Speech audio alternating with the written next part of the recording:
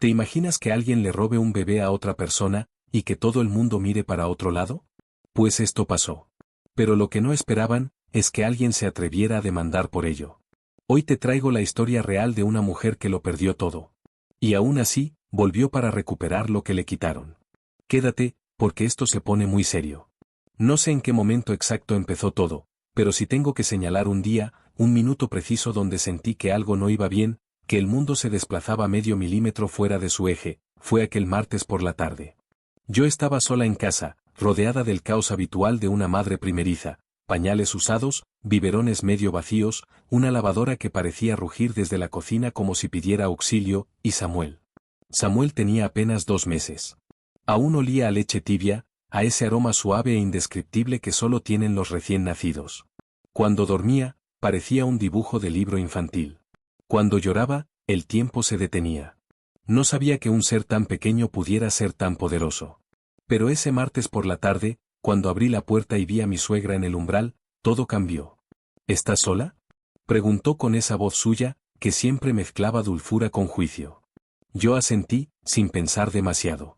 Tenía sueño, ojeras como murciélagos y el cuello adolorido de cargar al bebé en brazos toda la noche anterior. Ella entró como si la casa fuera suya. Ni siquiera preguntó. Te traje sopa. Y unas mantitas nuevas. Las de la cuna no me gustan, parecen baratas, añadió, mirando la habitación de Samuel como un inspector de Hacienda. Podría haber discutido. Podría haber dicho algo. Pero no lo hice. Era más fácil dejarla hablar. La señora Dolores, que así se llamaba mi suegra, siempre había sido invasiva, incluso antes de que Samuel naciera. Pero desde el parto, se había transformado. Ya no era solo controladora. Era algo más profundo, más inquietante, como si creyera que el niño le pertenecía también a ella. Ese día se quedó 3 horas. Dio de comer al bebé sin preguntarme. Me criticó por cómo le ponía el pañal. Me dijo que su hijo, Jorge, estaba muy preocupado por el futuro de Samuel. Luego me miró, y me lanzó la frase que todavía hoy me despierta en medio de la noche. Tú lo quieres, pero no sé si sabes cuidarlo. Me congelé. Por dentro hervía, pero no dije nada. Solo asentí y la acompañé a la puerta. Cuando se fue, me encerré en el baño y lloré durante 20 minutos. No por lo que había dicho, sino porque, en el fondo, una parte de mí, una muy pequeña, empezaba a dudar si tenía razón. Jorge y yo estábamos mal. Muy mal. Dormíamos en habitaciones separadas. Apenas nos hablábamos. Yo lo acusaba de estar ausente, de vivir pegado al móvil. Él decía que yo me había vuelto demasiado intensa, obsesiva, tóxica. Palabras grandes, feas. Palabras que no curan nada. Pero lo que más me dolía no era la distancia entre él y yo. Era como su madre se interponía en todo. En cada discusión, él decía, lo que dice mi madre tiene sentido. Oh, mi madre también lo piensa. Como si yo no fuera suficiente. Como si siempre necesitara un comité de validación. Yo no sabía que aquella conversación, aquella tarde, era el inicio de un proceso. Que esa frase, no sé si sabes cuidarlo, era en realidad un ensayo de apropiación. 2 días después, Jorge me propuso algo. Quiero llevar a Samuel a casa de mi madre un par de días, dijo, como si fuera una idea lógica. Yo me quedé helada. ¿Por qué? Porque estás agotada. Porque necesitas descansar. Porque ella puede ayudarte. Me pareció absurdo. Pero también estaba rota. No dormía, no comía bien.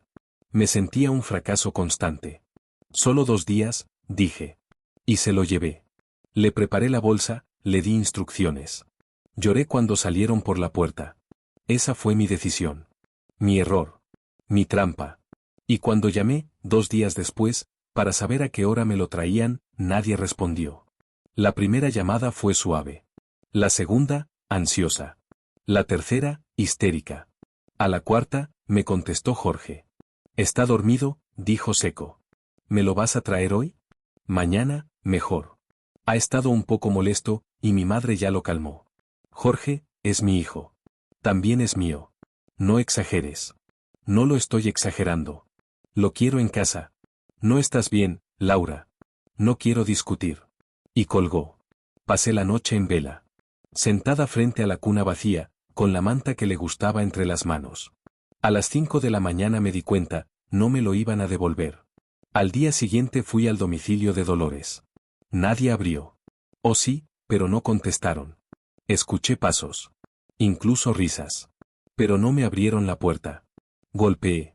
Llamé. Lloré. Un vecino salió y me dijo, ¿estás bien? Le expliqué. Me miró con cara de no saber si debía intervenir. Luego bajó la mirada y se metió otra vez. Esa fue la primera vez que sentí que el mundo no me creía. Que ser madre no bastaba para tener razón.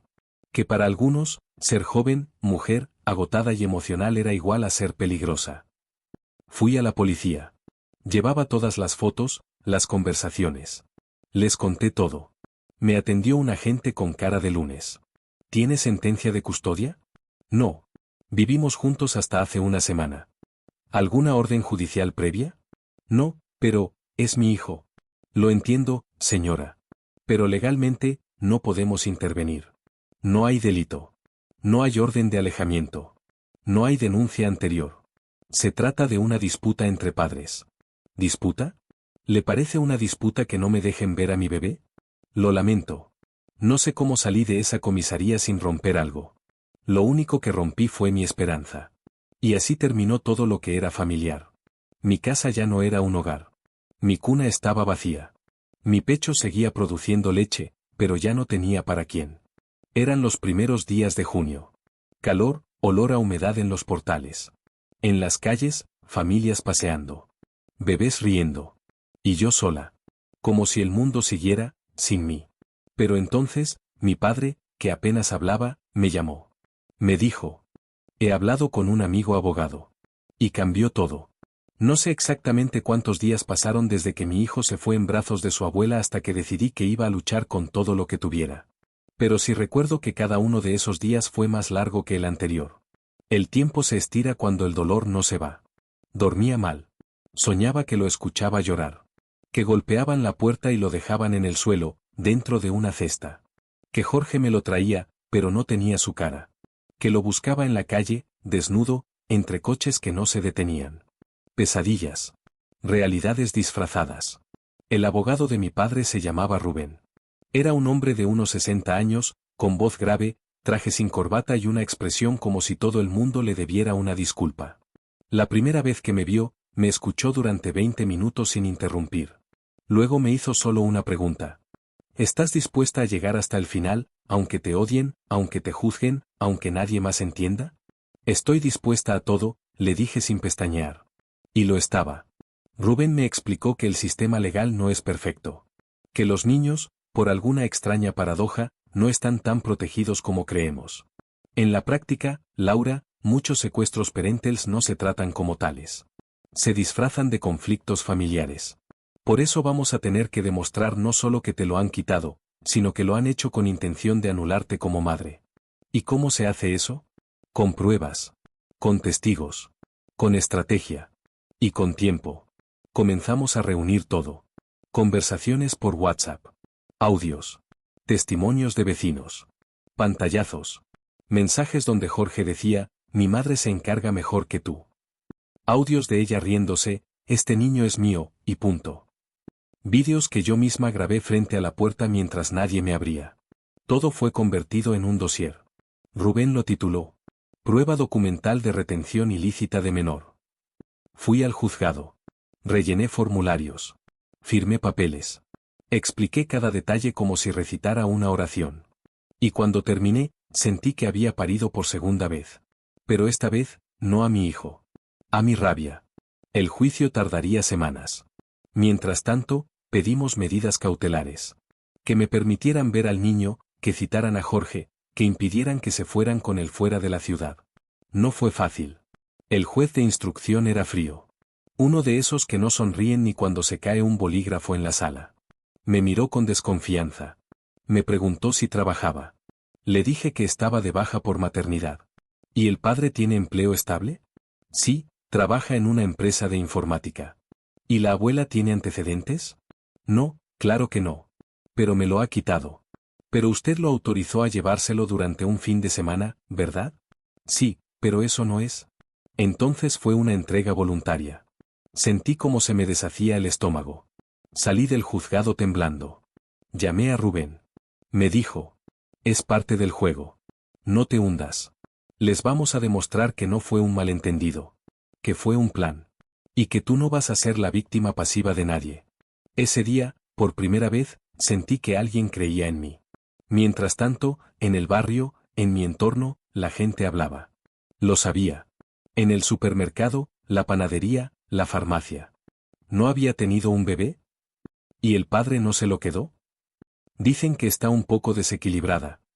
Me convertí en leyenda urbana. No importaban los detalles. Lo único que importaba era el relato más fácil. La madre joven, emocional, incapaz. La abuela sacrificada, sabia, salvadora. El patriarcado no siempre grita. A veces murmura con voz de vecina. Un día, Jorge me llamó. Yo no lo esperaba. ¿Qué quieres? Quiero hablar. Esto se nos ha ido de las manos. ¿Dónde está Samuel? Está bien. Come bien. Duerme bien. ¿Pero está conmigo? No. Entonces no está bien. He hablado con un amigo abogado. Y cambió todo. No sé exactamente cuántos días pasaron desde que mi hijo se fue en brazos de su abuela hasta que decidí que iba a luchar con todo lo que tuviera. Pero sí recuerdo que cada uno de esos días fue más largo que el anterior. El tiempo se estira cuando el dolor no se va. Dormía mal. Soñaba que lo escuchaba llorar. Que golpeaban la puerta y lo dejaban en el suelo, dentro de una cesta. Que Jorge me lo traía, pero no tenía su cara. Que lo buscaba en la calle, desnudo, entre coches que no se detenían. Pesadillas. Realidades disfrazadas. El abogado de mi padre se llamaba Rubén. Era un hombre de unos 60 años, con voz grave, traje sin corbata y una expresión como si todo el mundo le debiera una disculpa. La primera vez que me vio, me escuchó durante 20 minutos sin interrumpir. Luego me hizo solo una pregunta. ¿Estás dispuesta a llegar hasta el final, aunque te odien, aunque te juzguen, aunque nadie más entienda? Estoy dispuesta a todo, le dije sin pestañear. Y lo estaba. Rubén me explicó que el sistema legal no es perfecto. Que los niños, por alguna extraña paradoja, no están tan protegidos como creemos. En la práctica, Laura, muchos secuestros parentales no se tratan como tales. Se disfrazan de conflictos familiares. Por eso vamos a tener que demostrar no solo que te lo han quitado, sino que lo han hecho con intención de anularte como madre. ¿Y cómo se hace eso? Con pruebas. Con testigos. Con estrategia. Y con tiempo. Comenzamos a reunir todo. Conversaciones por WhatsApp. Audios. Testimonios de vecinos. Pantallazos. Mensajes donde Jorge decía, mi madre se encarga mejor que tú. Audios de ella riéndose, este niño es mío, y punto. Vídeos que yo misma grabé frente a la puerta mientras nadie me abría. Todo fue convertido en un dossier. Rubén lo tituló. Prueba documental de retención ilícita de menor. Fui al juzgado. Rellené formularios. Firmé papeles. Expliqué cada detalle como si recitara una oración. Y cuando terminé, sentí que había parido por segunda vez. Pero esta vez, no a mi hijo. A mi rabia. El juicio tardaría semanas. Mientras tanto, pedimos medidas cautelares.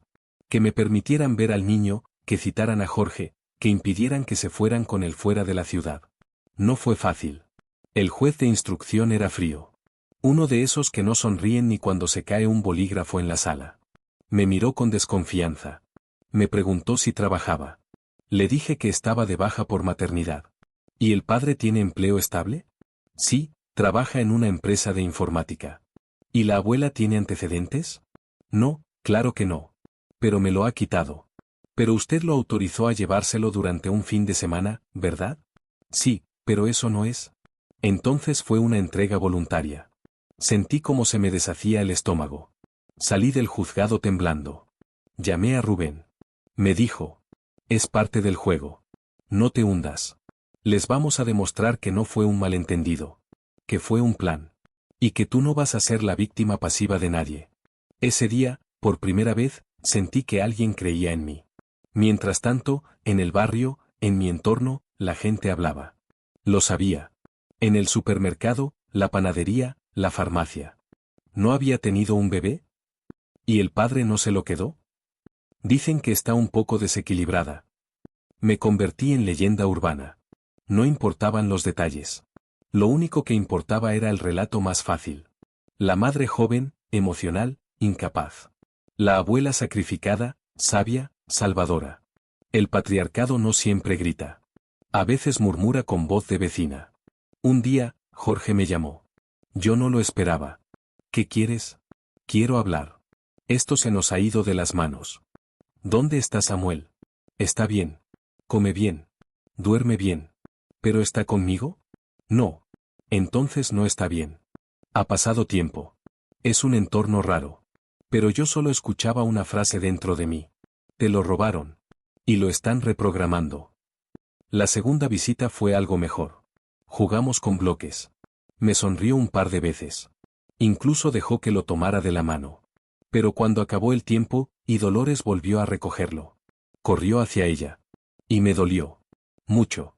Porque entendí que, en su mente de bebé, yo era alguien nuevo. Y ella era la constante. Y ahí lo supe. Esto ya no era solo una batalla legal. Era una carrera contra el tiempo. Contra el olvido. Rubén me dijo que estábamos ganando. Que el juez había visto lo suficiente. Que Dolores estaba empezando a ponerse nerviosa. La llamaron a declarar. Y esta vez, fue distinta. Mostramos vídeos donde se negaba a devolver al niño. Audios donde decía frases como: no me lo quitan. No voy a dejar que vuelva con esa desequilibrada.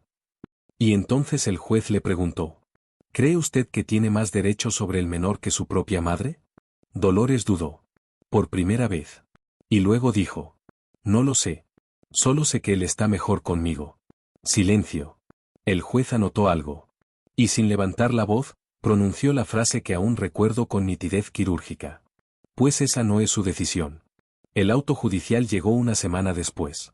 Restitución inmediata del menor a su madre biológica. Medida cautelar de alejamiento contra la abuela hasta nueva revisión. Régimen de visitas supervisadas para el padre. Rubén me llamó esa mañana.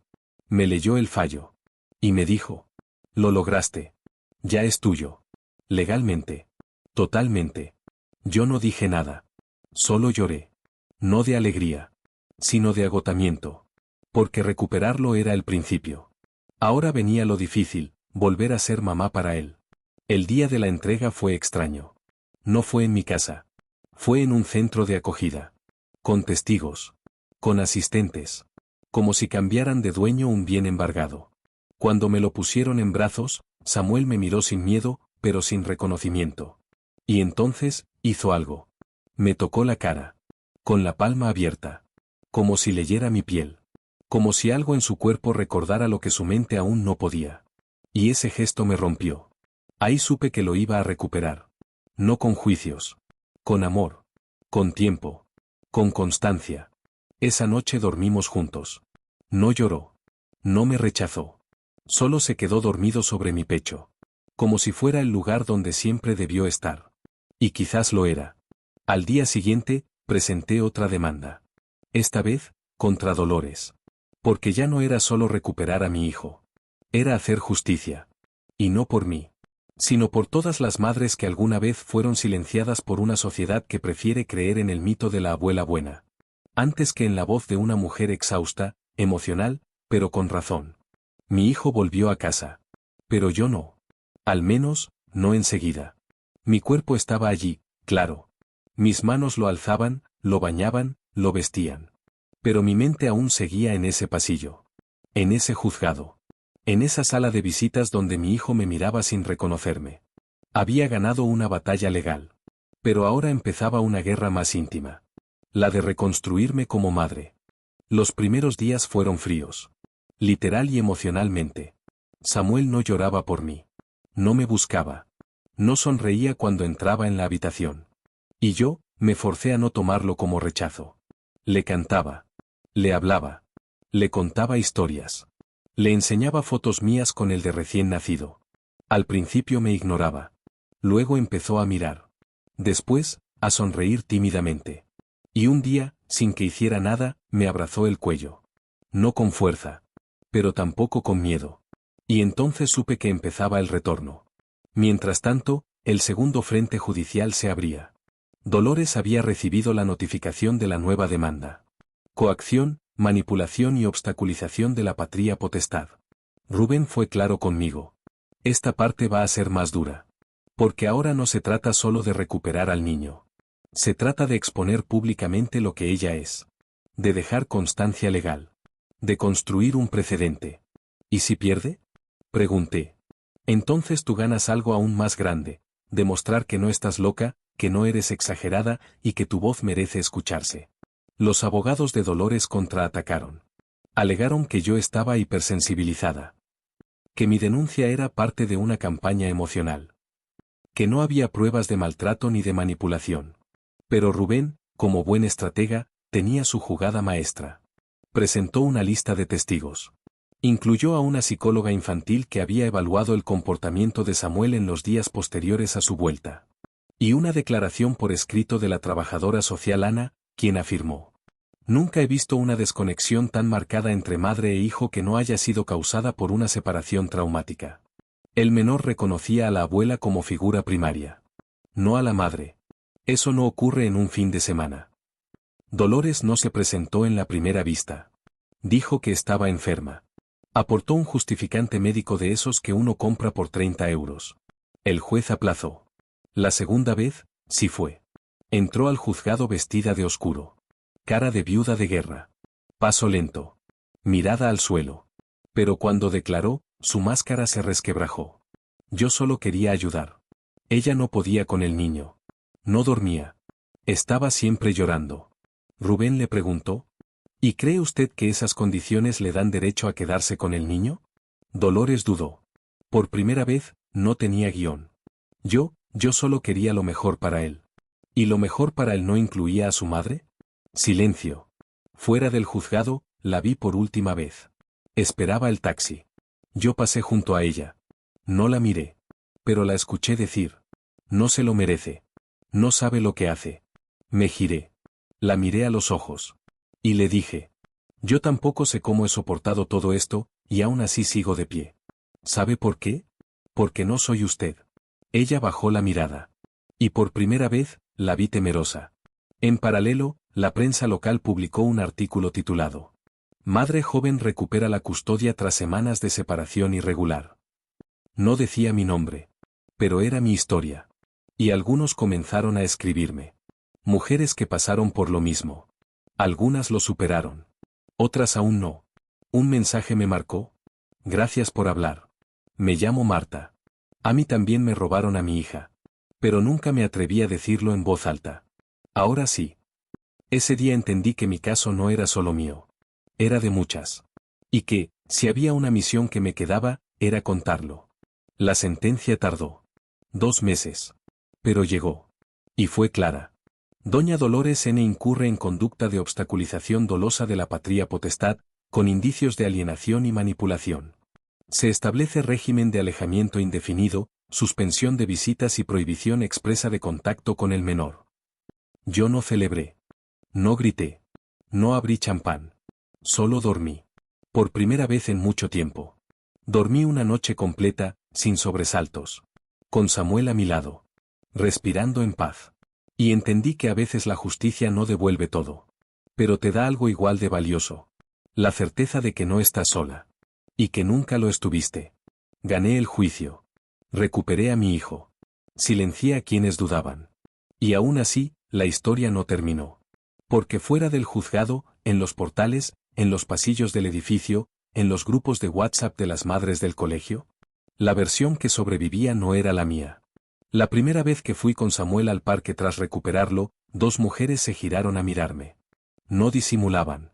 Una de ellas murmuró algo. La otra respondió: pobrecito, con lo bien que estaba con la abuela. Me acerqué. Sonreí. Y dije: el pobrecito, tiene madre. Y madre con sentencia firme, por si les interesa el detalle. No respondieron. Y ese fue el primer día que me di cuenta de que a muchas personas no les importa la justicia. Les importa el chisme. La narrativa que más cómodo les resulta creer. Recuperar la custodia de Samuel no fue un final feliz. Fue un principio difícil. Porque él tenía miedo.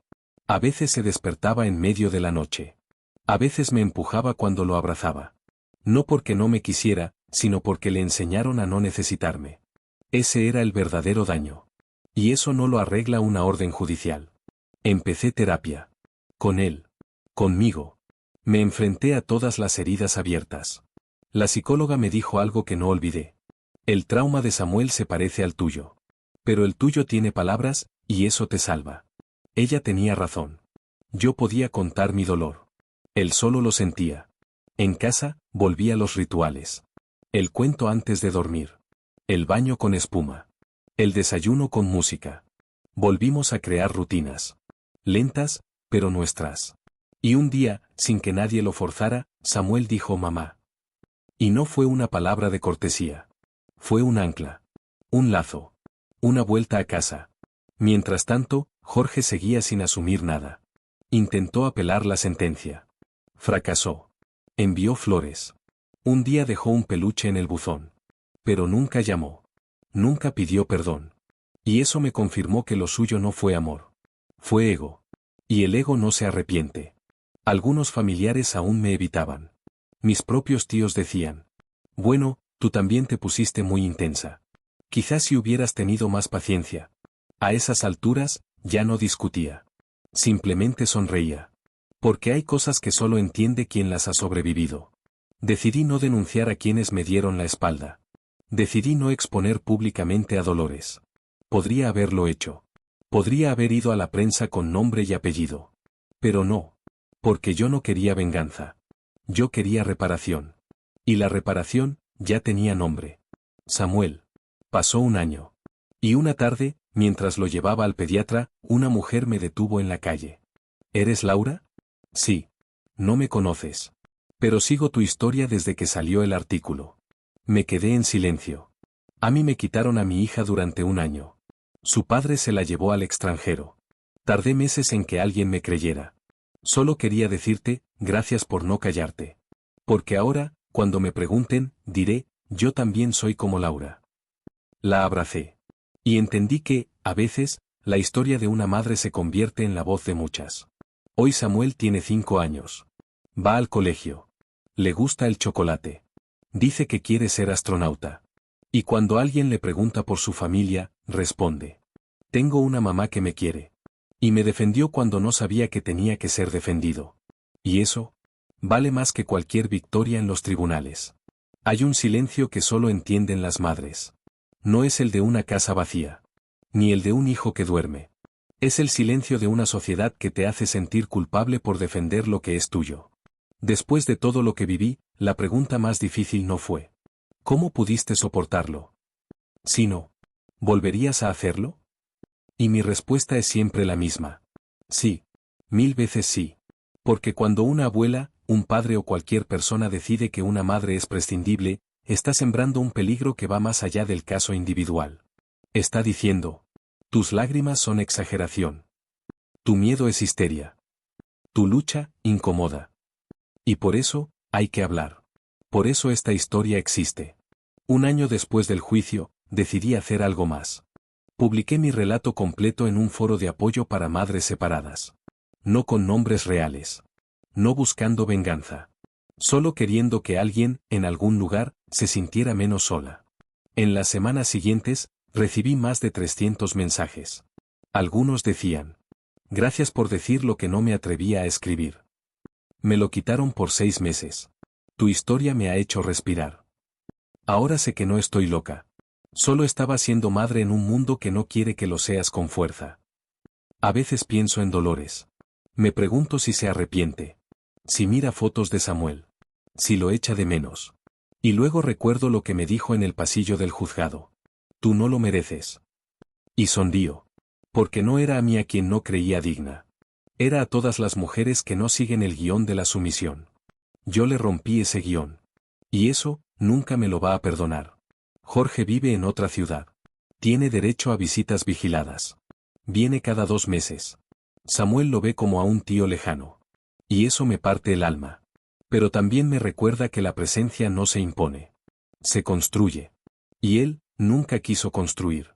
A veces, la gente me pregunta por qué sigo contando esta historia.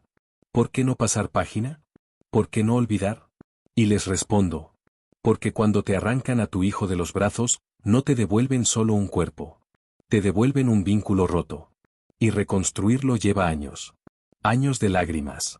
De dudas. de miedo a volver a perderlo. Y contar la historia, es mi manera de asegurarme de que nadie más se lo arranque otra vez. Samuel ya pregunta cosas. ¿Por qué no veo a la abuela? ¿Mi papá fue malo? Y yo respiro hondo.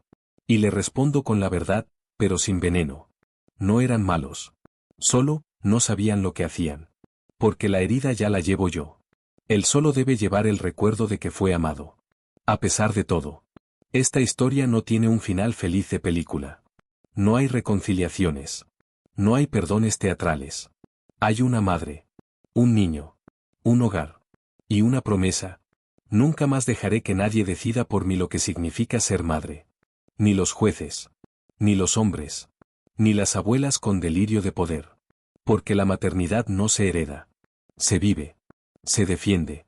Se grita si hace falta. Y si es necesario. Se demanda.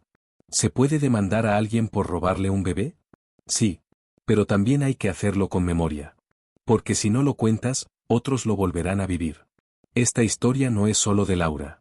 Es de todas las que tuvieron que demostrar lo obvio. Que un hijo no es un trofeo. Ni un peón. Ni una herencia. Es un vínculo. Y ese vínculo, no se roba. Se respeta.